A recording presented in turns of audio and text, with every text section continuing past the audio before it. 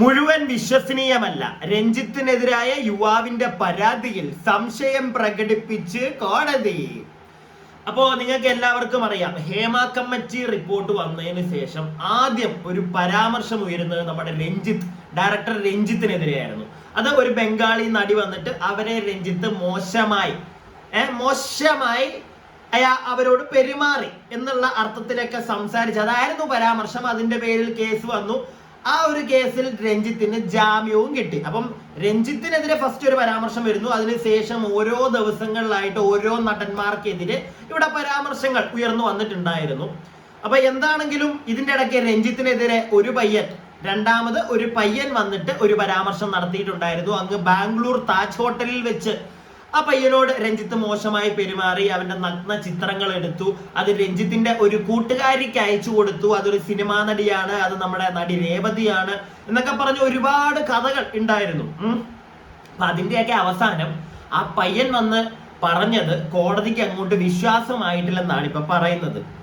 എന്റെ ആദ്യത്തെ ചോദ്യം, ശരിക്കും ഇവിടെ ആരാണ് ഇര? ഒരാള് മാത്രമാണോ ഇവിടെ ഇര?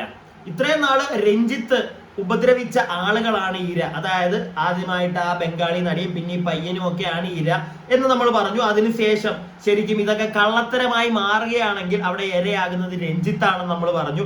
ഇപ്പൊ വീണ്ടും ഇരയായിരിക്കുന്നത് ആരാ? ഈ പയ്യൻ. എന്തുകൊണ്ടാണ് ഞാനത് പറയുന്നതെന്ന് അറിയാവോ? ആ പയ്യൻ കഴിഞ്ഞ ദിവസം നമ്മുടെ മനോരമ ചാനലിനോട് ഒന്ന് സംസാരിക്കുന്നുണ്ടായിരുന്നു. അപ്പൊ അത് ഞാനിവിടെ ഒന്ന് കാണിച്ചു തരാം നിങ്ങൾക്ക്. എന്നിട്ട് ഞാൻ പറഞ്ഞ് വിശദീകരിച്ചു തരാം എന്തുകൊണ്ടാണ് ആ പയ്യൻ ഇപ്പൊ ഇരയായിട്ട് മാറുന്നതെന്നുള്ളത്.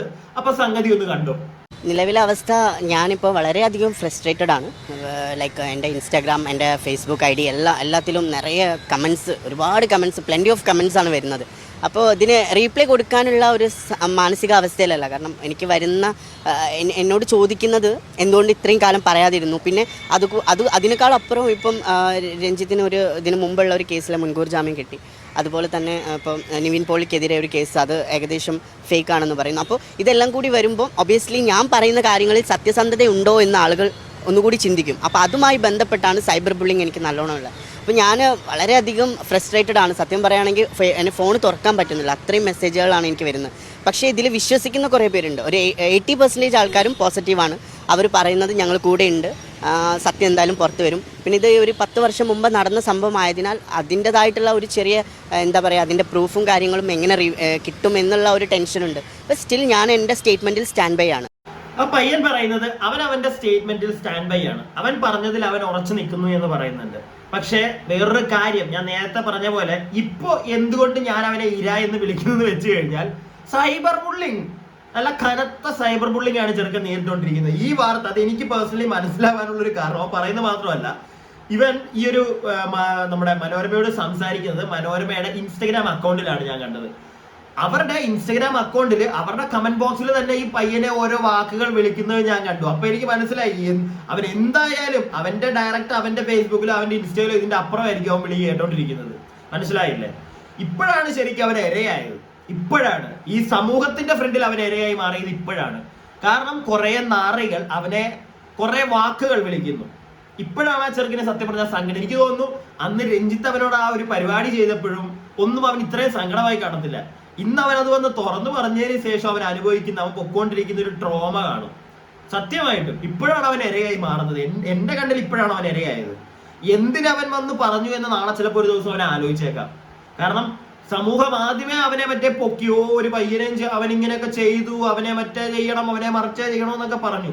ലാസ്റ്റ് കോടതിയുടെ ഇപ്പൊ ഈ ഒരു കോടതി സംശയം പ്രകടിപ്പിച്ചപ്പോഴത്തേക്ക് എന്തുകൊണ്ടും ഇനി കൂടുതൽ നെഗറ്റിവിറ്റി ആയിരിക്കും പയ്യൻ ഫേസ് ചെയ്യാൻ പോകുന്നത്.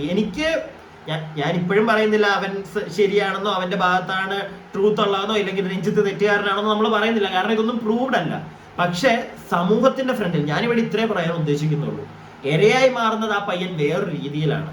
നമ്മളാണ് അവനെ ഇരയാക്കി മാറ്റുന്നത്. ബാക്കി ഭീഷണിയോ അല്ലെങ്കിൽ സ്വാധീനിക്കാൻ ശ്രമിക്കുകയോ മറ്റോ ചെയ്യുന്നുണ്ട്? ഈ ഒരാഴ്ച മുമ്പ് എനിക്ക് കുറച്ച് കോൾസ് വന്നിരുന്നു. അത് ഞാൻ ഈ സ്പെഷ്യൽ ടീമിനോട് പറഞ്ഞു. അതിൽ ആദ്യം അവർ വിളിച്ചിട്ട് എന്നോട് ചോദിക്കുന്ന കാര്യങ്ങൾ മറ്റൊന്നുമല്ല, ലൈക്ക് എന്തിനാണ് സ്റ്റേറ്റ്മെൻറ്റ് കൊടുക്കുന്നത്, ഇതുമായി മുന്നോട്ട് പോയാൽ അഥവാ ഞാൻ കോഴിക്കോട് ജീവിക്കുന്ന ഒരാളാണ്. സോ എനിക്ക് എൻ്റെ പ്രൊഫഷൻ ഉണ്ട്. അപ്പോൾ എൻ്റെ പ്രൊഫഷനും അത് ബാധിച്ചിട്ടുണ്ട്. ഞാൻ ഈ പറഞ്ഞത് ഇത്രയും വലിയ കോൺസിക്വൻസ് ഉള്ള കാര്യങ്ങളാണ് ഞാൻ പറഞ്ഞിട്ടുള്ളത്. അപ്പം ഞാൻ എന്തിനാണ് അത് ചെയ്ത് കഴിഞ്ഞാൽ ഇനി ഫ്യൂച്ചറിൽ നീ നേരിടാൻ പോകുന്ന കാര്യങ്ങൾ, അപ്പോൾ ഇതിൽ നിന്ന് പിന്മാറിക്കൂടെ എന്നുള്ള ചില ആളുകളുടെ ചോദ്യങ്ങളെ ഞാൻ പറഞ്ഞത് എൻ്റെ സ്റ്റേറ്റ്മെൻറ്റ് സ്റ്റാൻഡ് ബൈ ആണ്. അതിലെനിക്ക് മാറ്റങ്ങളൊന്നുമില്ല. ഞാൻ അത് അറിഞ്ഞുകൊണ്ട് തന്നെയാണ് ഞാൻ പറഞ്ഞത്. പക്ഷേ വേറൊരു തലത്തിൽ അവർക്ക് എന്താ പറയുക, സ്വാധീനിക്കാൻ ശ്രമിച്ച് അത് എനിക്കറിയില്ല അത് ആരാണ് എന്നെ വിളിച്ചത്, അല്ലെങ്കിൽ ഞാൻ ഒരിക്കലും അദ്ദേഹത്തിൻ്റെ പേരോ അല്ലെങ്കിൽ അദ്ദേഹവുമായി ബന്ധപ്പെട്ട ആളാണോ എന്ന് എനിക്കറിയില്ല. പക്ഷേ നിനക്ക് ഈ ഒരു സ്വാധീനത്തിൽ നിനക്ക് നിന്ന് കഴിഞ്ഞാൽ ചിലപ്പം എന്തെങ്കിലും ആനുകൂല്യങ്ങൾ അല്ലെങ്കിൽ നിൻ്റെ ലൈഫിന് കുറച്ചും കൂടി ബെനിഫിറ്റബിൾ ആയിരിക്കാം എന്നുള്ള തരത്തിലുള്ള കോൾസ് വന്നിട്ടുണ്ട്. അത് സാമ്പത്തികമായ സഹായങ്ങളാണോ ഇവർ പറയുന്നത്? സാമ്പത്തികമായിട്ടുള്ള സഹായങ്ങൾ ഒരു ഇൻഡയറക്റ്റ് ആണ്. അത് ഒന്നും ഞാൻ എന്നോട് ഡയറക്റ്റായിട്ടൊന്നും പറഞ്ഞിട്ടില്ല, ഇൻഡയറക്റ്റ് ആയിട്ടാണ് പറഞ്ഞത്. ഞാൻ അവരോട് പറഞ്ഞിട്ടുണ്ട്, പോലീസുകാരോട് ഞാൻ ഈ വിവരങ്ങൾ ഞാൻ സ്പെഷ്യൽ ടീം ഐശ്വര്യ മാഡത്തിനോടാണെങ്കിലും ബാക്കിയുള്ള ടീംസിനോട് ഞാൻ ഈ കാര്യം പറഞ്ഞിട്ടുണ്ട്. അത് സാമ്പത്തികപരമായിട്ടുള്ള കാര്യം തന്നെയാണ് അവർ പറഞ്ഞത്. പക്ഷേ ഇതിലുള്ള ഒരു ഇതെന്താണെന്ന് വെച്ചാൽ ഇത്ര എന്തൊക്കെ ശ്രമിച്ചാലും അവരെന്നോട് ചെയ്തത് അല്ലെങ്കിൽ രഞ്ജിത്ത് എന്നോട് ചെയ്ത കാര്യം അത് സത്യമാണ്. അല്ലെങ്കിൽ ഇത്രയും ദിവസമായി രഞ്ജിത്ത് ഒരു രീതിയിൽ അത് റിയാക്ട് ചെയ്തിട്ടില്ലല്ലോ. രഞ്ജിത്ത് ഒന്നും റിയാക്ട് ചെയ്തിട്ടില്ല.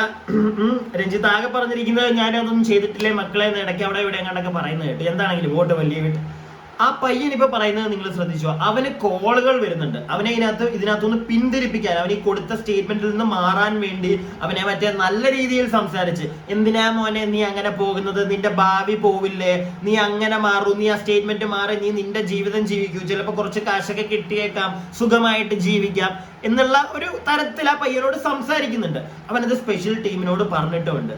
എന്റെ ചോദ്യം ഇത്രയേ ഉള്ളൂ, ആ പയ്യൻ സ്പെഷ്യൽ ടീമിനോട് അത് പറഞ്ഞിട്ടും അവൻ്റെ എന്തായാലും അവനെ വിളിച്ച നമ്പറുകൾ കാണും. ആ നമ്പറൊക്കെ കൊടുത്തു കഴിഞ്ഞു കഴിഞ്ഞാൽ അധികം ഡിലേ ആക്കാതെ അവരെ പോയി പിടിച്ചൂടെ?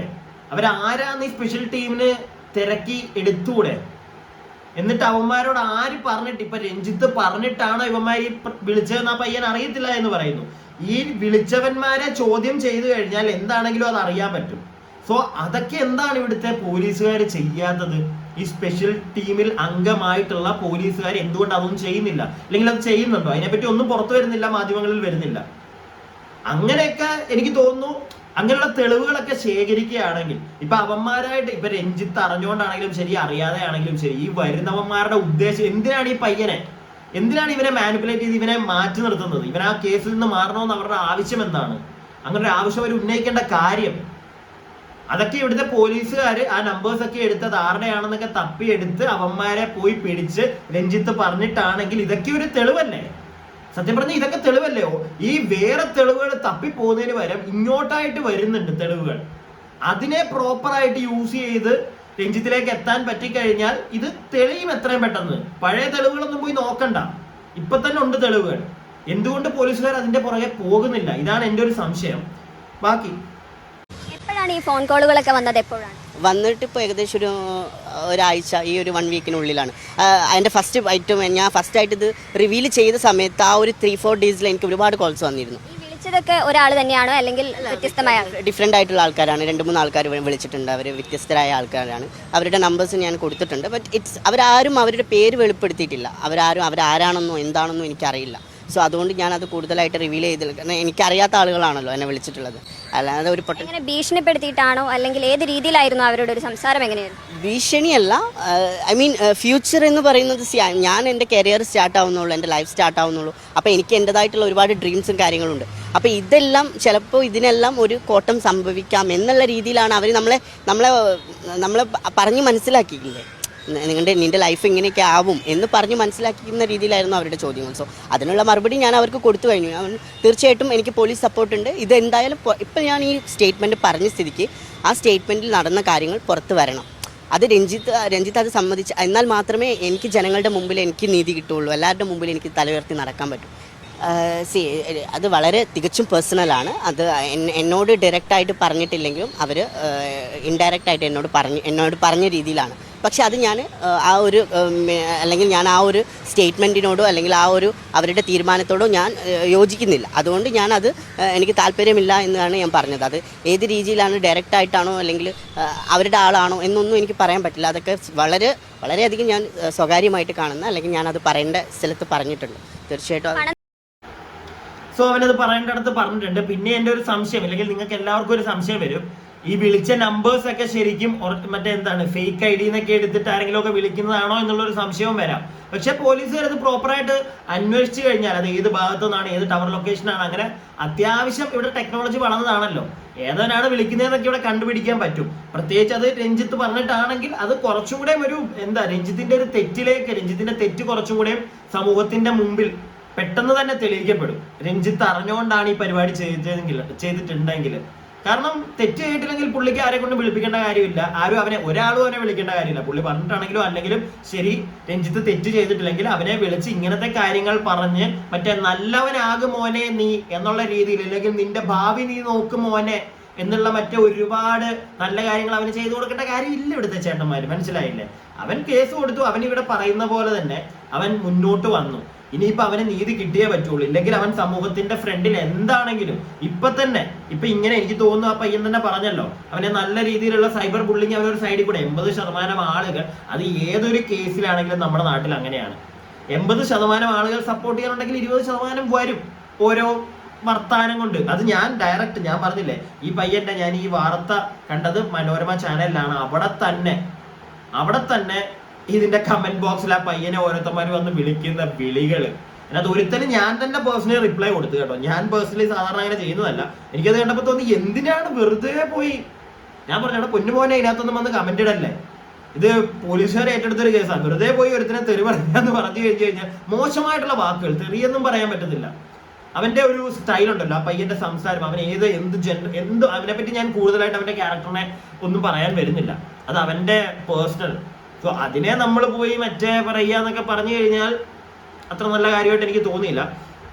എന്താണെങ്കിലും പോലീസുകാർ ഈ ഒരു വിഷയത്തിൽ കുറച്ചും കൂടെ ഊർജ്ജസ്വലരായിട്ട് പണിയെടുത്താലേ പണി നടക്കുകയുള്ളൂ, ഇല്ലെങ്കിൽ ഇതെല്ലാം മുങ്ങിപ്പോവും. പ്രത്യേകിച്ച് ഇപ്പൊ കോടതിയിൽ നിന്ന് ഇങ്ങനെയുള്ള കോടതിക്ക് വരെ സംശയമാണ്.